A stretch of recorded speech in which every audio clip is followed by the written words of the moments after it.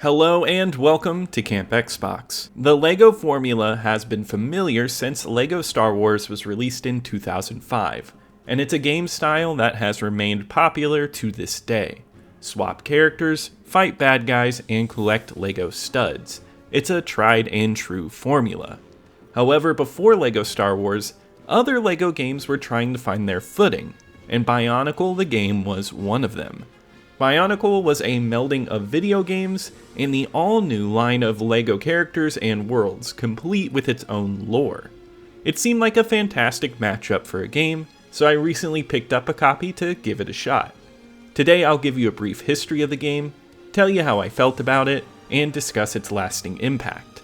All footage shown in this video was captured on original Xbox hardware, and I'd like to thank my YouTube channel members for their support. But let's go ahead and dive into this one. What's that noise? I don't know, but I don't think it's friendly.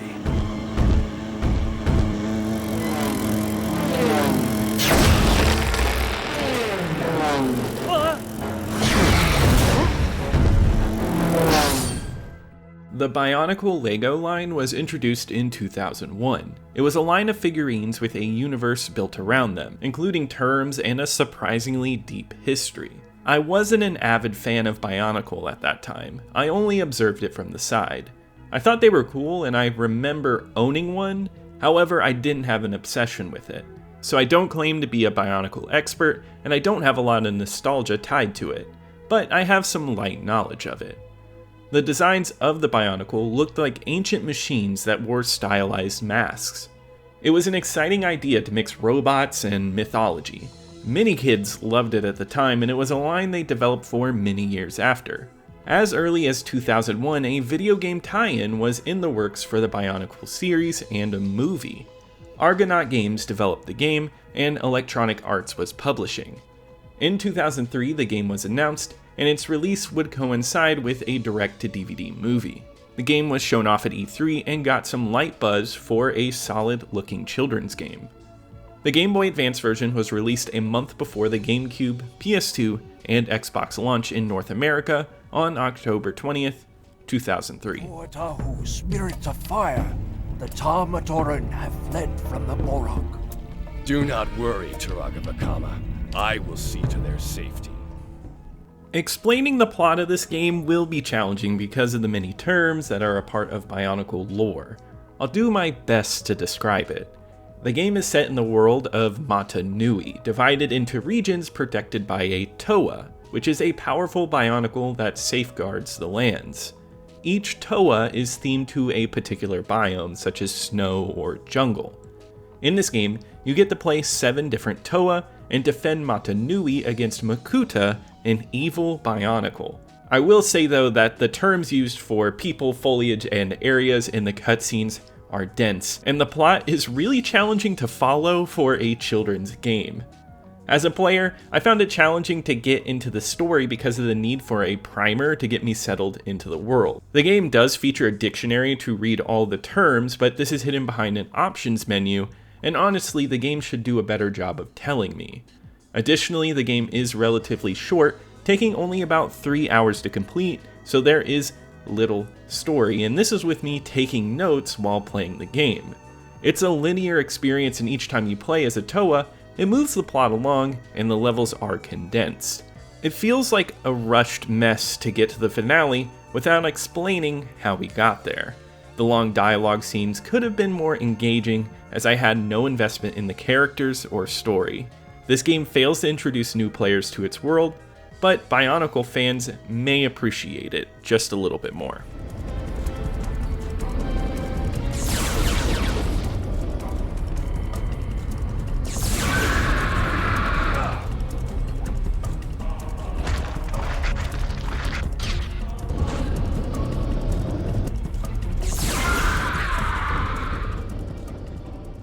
As mentioned earlier, the game doesn't follow the typical LEGO formula and isn't the hack and slash game that I had expected it to be. The goal of using each Toa is to reach the end of the level by using their unique tools, which divides the game into 2 distinct level types: an action-oriented platformer and a downhill sliding obstacle course type level. The levels are set in different biomes, determining the terrain you'll be jumping around. The jumping mechanics feel tight, and moving from one platform to another is satisfying. The game offers variety since the Toa are associated with different locations. For instance, you might dive around islands in the water, or hop around lava-filled volcanoes. The gameplay is primarily centered around projectile fighting. There is a health and power bar on the top left of the screen, and you can shoot energy bolts at enemies using your power. If the bar becomes too low, you must wait for it to recharge before firing again. This was enjoyable because I expected the game to be a simple beat-em-up game. Instead, it encourages you to hang back and dodge while trying to shoot at the right time. The blocking mechanism is also interesting because it uses an energy shield. When you use it, you can absorb an enemy attack, which gives you more energy. This blocking system is fun and incentivizes you to use it. I swap between attacks and blocks quite effectively. The action levels are among the most entertaining parts of this game. I particularly enjoyed the water level, which had me riding currents and diving out of the water to explore different islands on the map. Unfortunately, there is only one level like this in the game. The game is really short, and each Toa gets very little playtime, and I would have loved to have seen more gameplay from the action-oriented perspective. However, the game ends abruptly, and I hardly played any of these characters. The riding levels are the weakest part of this game. I personally dislike sliding, vine riding, and minecart levels in games since they're overdone and pretty cliche. This game is no exception, with half of the game devoted to these types of levels. There's a minecart level that is precisely what you've seen before, where you have to hit levers to move the track in correct places. There are vine riding levels, where you have to attack things to unblock your path, and plenty of levels where you ride downhill on lava to reach the bottom. I've seen these types of levels many times, and this game doesn't bring anything new, and on top of that, the controls are funky on these levels, making them no fun. The gameplay overall is only half fun, and the other half is subpar. It doesn't offer enough playtime, and the levels are quite repetitive, making it an unmemorable experience. While children might enjoy this game, it lacks the entertaining parts of the gameplay to make it worthwhile.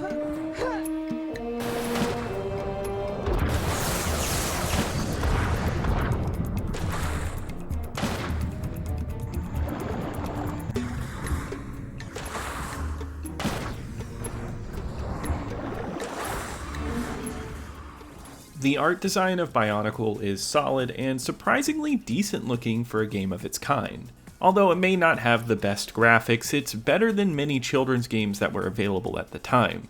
They do a great job with art design, especially with the design of the Bionicles.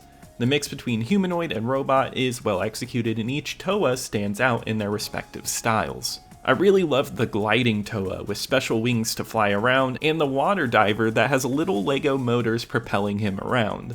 All of them have solid detail, which also goes for the enemies. Although the enemy variety is not there. The location variety is there though, so each section of the game has a unique flair that makes it stand out. I wish I had spent more time appreciating some of these areas, but the levels needed to be longer to do so. The fidelity and draw distance are all solid. I always enjoy a game with a lot of bright colors, and even though Bionicle is supposed to be darker, the game has a unique island vibe. The only issue I had graphically was that some of the boss fights have a fog or haze while fighting. It's supposed to make them more difficult, but instead it's just painful on the eyes. But this only happens a couple times, and overall, Bionicle is nice to look at.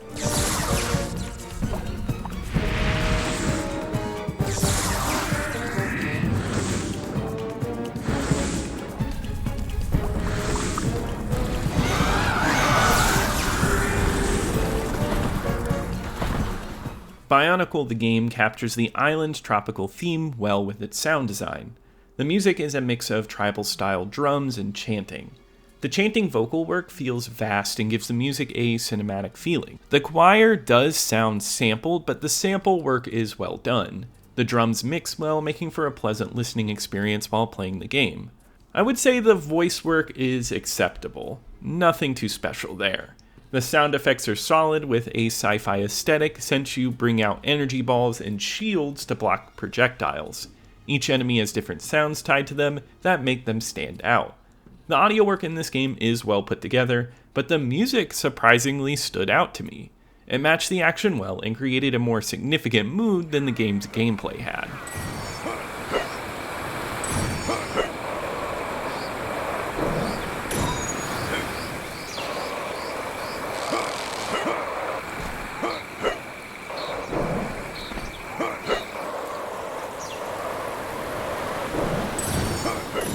Bionicle, the game, has more positive aspects to it than I originally thought. The game has decent visuals, and the variety of locations that you visit keeps the game refreshing.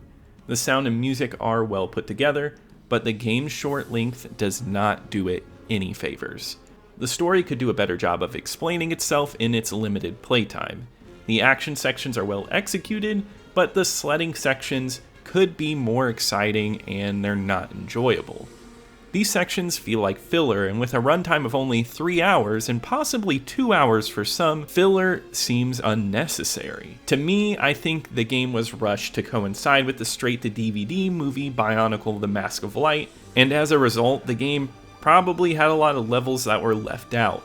The lack of decent gameplay makes only a half-good game, and it's not necessarily worth your time. If you're a fan of Bionicle, it might be worth playing for nostalgia purposes, but I'm not even sure if this is worth playing for fans. As a non-fan, this game didn't give me any reason to look deeper into Bionicle. On my ranking list, Bionicle enters in at 70 out of 77. Narnia is a slightly more entertaining game, but I would rather play the action sequences in this over Fistful of Boomstick.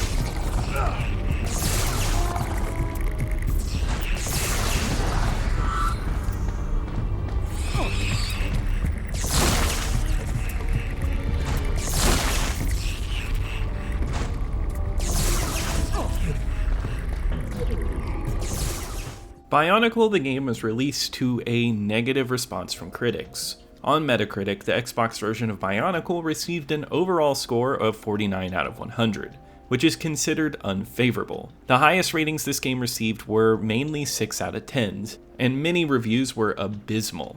Critics disliked the camera and the game's short length, which was a pain point for almost everyone. In the January 2004 issue of Official Xbox Magazine, writer Frank O'Connor gave it a rating of 5.5 out of 10, stating that only Bionicle fans would enjoy it, and that it looked like a PlayStation 1 game. According to user aggregate website Backlogged, 752 people have played this game, and it has an average rating of 2.2 out of 5. The game has received many negative reviews over the years, and even though I have a lot of criticisms myself, I feel like I went relatively light on this compared to some of the hate this game gets nowadays.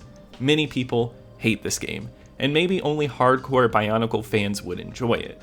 This seems to be a continuing consensus. However, this is not the last Bionicle game released on an Xbox console, but we will save that for another time.